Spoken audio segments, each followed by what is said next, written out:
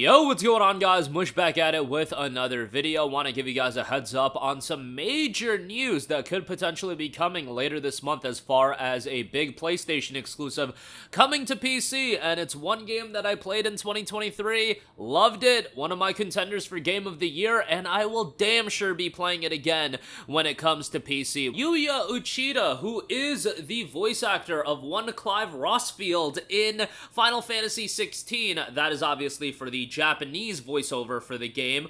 The English voice actor is Ben Starr, who did a killer job. I haven't listened to the Japanese voiceover, but I'm sure it's pretty good as well. Yuya Uchida noted on Twitter that there were rumors that Square Enix is going to be revealing something about Final Fantasy XVI later this month, and that could be in regards to the DLC content as well as the PC version that has been officially confirmed. Like, there is no confirmation necessary for the PC release of FF16. We know that that's going to be happening. What we don't know is a time frame for the release date, as well as, as far as, how it's going to look visually, what PC-specific features, etc., etc.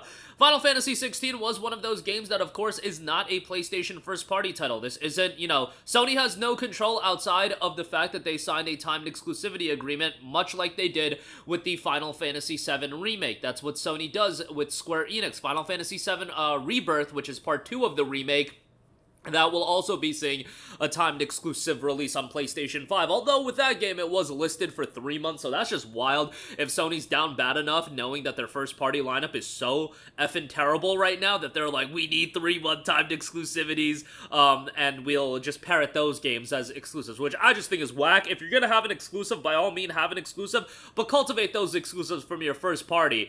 Signing these exclusivity agreements, just tossing money at third-party publishers, so literally what you can do is just be anti-consumer and be like, nah, you guys don't get to play the game because we're gonna spend to keep it on this platform for X period of time.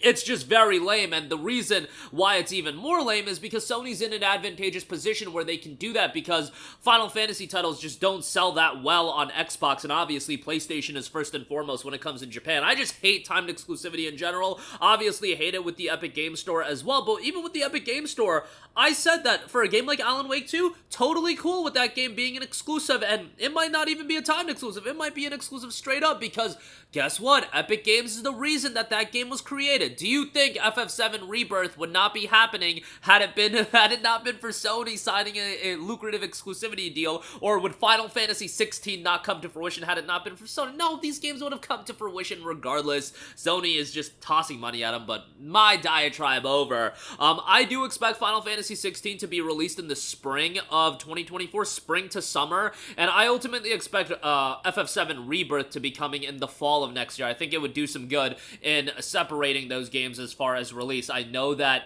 it was noted Rebirth would be a 3-month timed exclusive, but I think dropping FF16 and dropping Rebirth just back-to-back or within a month from one another or something like that, just a bad idea, and I think 16 would be coming first, and then Rebirth would be coming after that, but hopefully we get both of those games to PC in 2024, and it won't be a lengthy turnaround time like it was with FF7 Remake, because remember, with FF7 Remake, it came out in March of 2020, then a year later we had FF7 Remake Intergrade, that was in June of 2021, 6 months after that we finally got the PC release, but it was a timed Epic Game Store exclusive, and then 6 months after that, we finally got the Steam release, which for some of you guys, you consider the Steam release the actual PC release. I won't get into that debate right now, but if you want to go with that rhetoric, the Steam release came out 2 years, 27 months, I believe, after the original PlayStation 4 version. I do not think it's going to be anywhere close to 27 months for Final Fantasy 16, nor do I think it's going to be anywhere near 27 months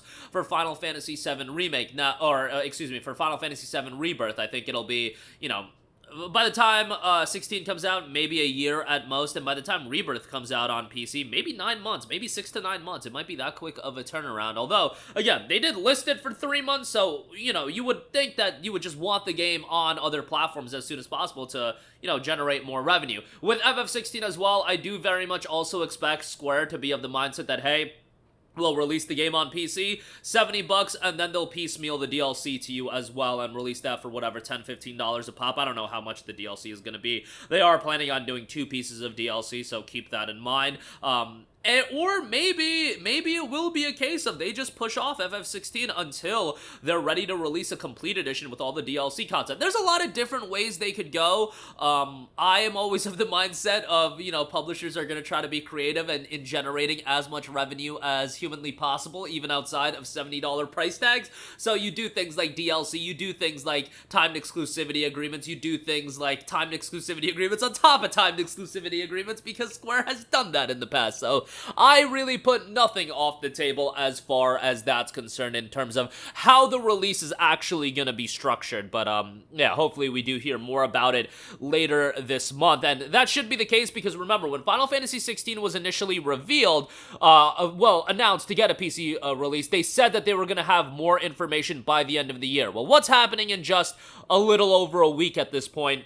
The Game Awards will be happening, and Final Fantasy XVI, while it's not going to win Game of the Year, it is up for contention for a lot of other awards. It's up for contention for, I believe, Best Soundtrack, Best Narrative, and maybe some other stuff. I think Ben Starr might be nominated for something. I don't know if Best Voice Actor is like an award. I don't know. Like, I'm sure FF16 will be thoroughly represented, though. But what better way to represent the game as well by, you know, it winning some awards, but also announcing the DLC, revealing the DLC, having an update on the PC version. That just makes all the sense in the world to me, and would be something that I think a lot of people will get excited over. As I mentioned at the top of this video, Final Fantasy XVI was one of my favorite games of the year.